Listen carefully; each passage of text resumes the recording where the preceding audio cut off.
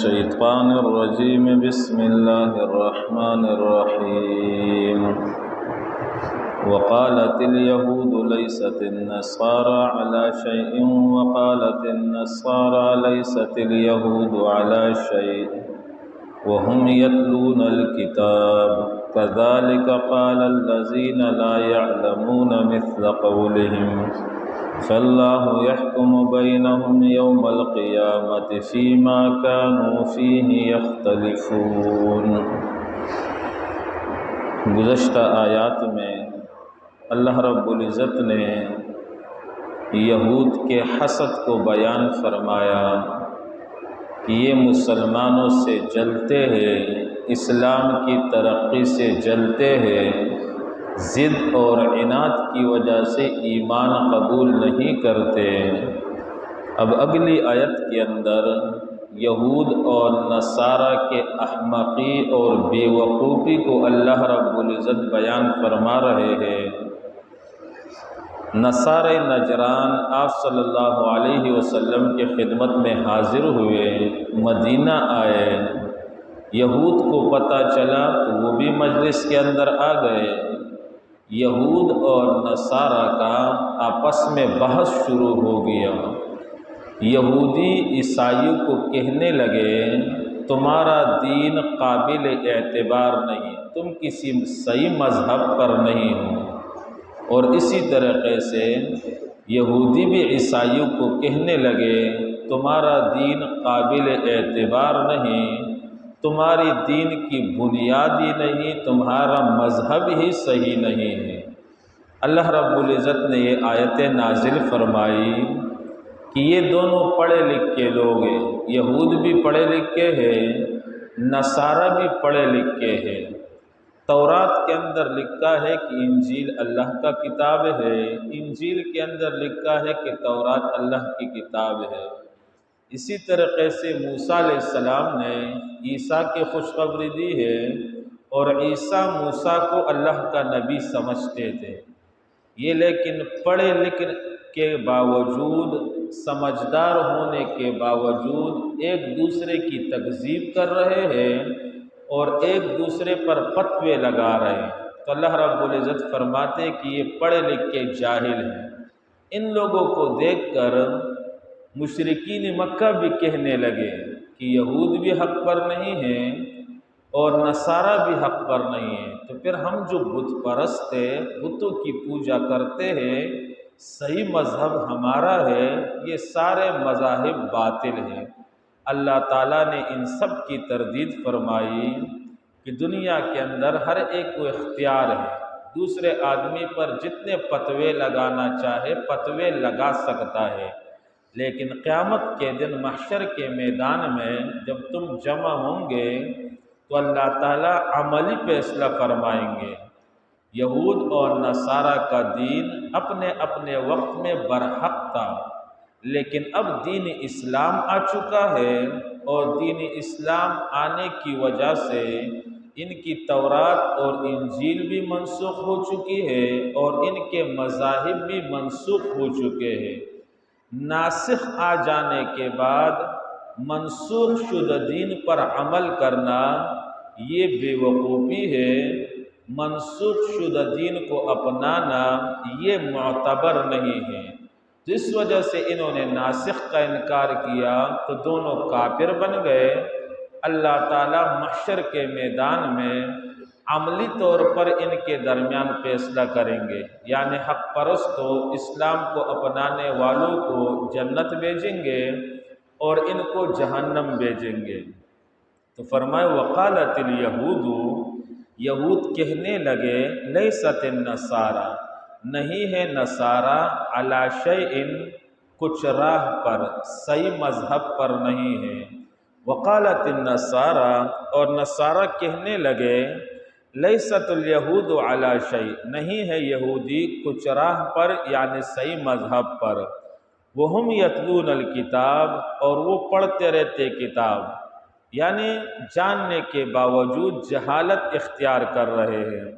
کذالک قال الذین، اسی طرح کہی بات ان لوگوں نے لا یعلمون، جو ان پڑھ گوار جاہل ہے، جب مشرکوں نے دیکھا کہ یہ پڑھے لکھے لوگ ایک دوسرے پر فتوے لگا رہے، وہ کہتے یہ کافر ہے، یہ کہتے وہ کافر ہے، یہ کہتے ہمارا مذہب ٹھیک ہے تمہارا مذہب غلط ہے، وہ کہتے ہمارا مذہب ٹھیک ہے تمہارا مذہب غلط ہے، تو مشرک جو ان پڑھ تھے جنہیں کچھ آتا نہیں تھا وہ بھی کہنے لگے ہمارا دین ٹھیک ہے تم دونوں کا دین غلط ہے۔ تو اللہ فرماتے لا یعلمون مثل قولہم، جو نہیں جانتے وہ بھی ان جیسے کہنے لگے۔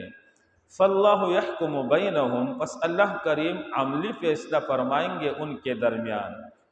عملی کا اضافہ اس لیے کر رہا ہو کہ علمی فیصلہ دنیا کے اندر ہو چکا ہے، دلائل اور براہین کی روشنی میں اور عقل کی روشنی میں یہ فیصلہ دنیا کے اندر ہو چکا ہے کہ دین اسلام برحق ہے اور باقی تمام ادیان یہ باطل ہے۔ اب محشر کے میدان میں علمی فیصلہ نہیں عملی فیصلہ ہوگا۔ یوم القیامت، قیامت کے دن فیما کانوا فیہ یختلفون، جن باتوں میں وہ اختلاف کرتے تھے۔ اب اگلی آیت کے اندر یہود نصارہ اور مشرکین تینوں کی قباحت کو بیان فرما رہے ہیں۔ یہ تو اپنے آپ کو ٹھیک اور صحیح مذہب پر سمجھتے ہیں، لیکن یہ تینوں جماعتیں اور تینوں گروہ یہ بڑے ہی ظالم ہیں۔ یہودی اگر تم حق پر ہو، نصارہ اگر تم حق پر ہو، تو تم اللہ کے گھر بیت المقدس مسجد اقصی سے لوگوں کو کیوں روکتے ہو عبادت کرنے سے؟ مشرکو اگر تم حق پر ہو تو تم بیت اللہ میں عبادت کرنے سے مسلمانوں کو کیوں روکتے ہو؟ جو اللہ کے گھر میں کسی کو نماز پڑھنے نہ دے، اللہ کے گھر سے لوگوں کو روکے، یہ بڑا ہی ظالم ہے۔ تم ظالم ہو، تم صحیح مذہب پر نہیں ہو۔ تو فرمائے ومن ازلم، اور اس سے بڑا ظالم کون ہو سکتا ہے؟ ممن منع مساجد اللہ، جو روکے اللہ کے مسجدوں سے، ایذکر فیہا، کہ لیا جائے ان مسجدوں میں اسمہ اللہ کا نام، وسعی فی خرابہا، اور کوشش کرے مسجدوں کے ویران کرنے میں۔ لوگوں کو مسجد سے روکے کہ مسجد کے اندر نماز نہیں پڑھنی، بیت اللہ سے روکنے لگے مشرک مسلمانوں کو، مسجد اقصی بیت المقدس سے یہود نصارہ کو دوسروں سے روکنے لگے، تو اب مسجد کو بند کرنا یہ مسجد کو ویران کرنا ہے، اللہ تعالیٰ کے گھر کو غیر آباد کرنا ہے، جبکہ اللہ نے حکم دیا کہ اللہ کے گھر کو آباد کیا جائے، ظاہری طور پر بھی اور معنوی طور پر بھی۔ ظاہری طور پر مسجد کی تعمیر نہیں ہے تو مسجد کی تعمیر کرائی جائے، معنوی طور پر یعنی اعمال سے اللہ کے گھر کو آباد کیا جائے۔ جو اللہ کا نام مسجد کے اندر لے یعنی اللہ کی وحدانیت بیان کرے، حق بیان کرے، اس کو نہ روکا جائے۔ اب جو حق بیان کرنے سے روکتا ہے تو وہ مسجدوں کے ویران کرنے کی کوشش کرتا ہے۔ تو فرمایا اولئک ما کان لہم، یہ ایسے لوگ ہیں ما کان لہم ان یدخلوہا، یہ لوگ ان کے لیے جائز نہیں تھا کہ یہ اللہ کے گھروں میں داخل ہو الا خائفین، مگر ڈرتے ہوئے۔ اللہ تعالیٰ کے گھر کی تعظیم کرنی چاہیے، ادب کرنا چاہیے، مسجد میں خوف کے ساتھ رہنا چاہیے۔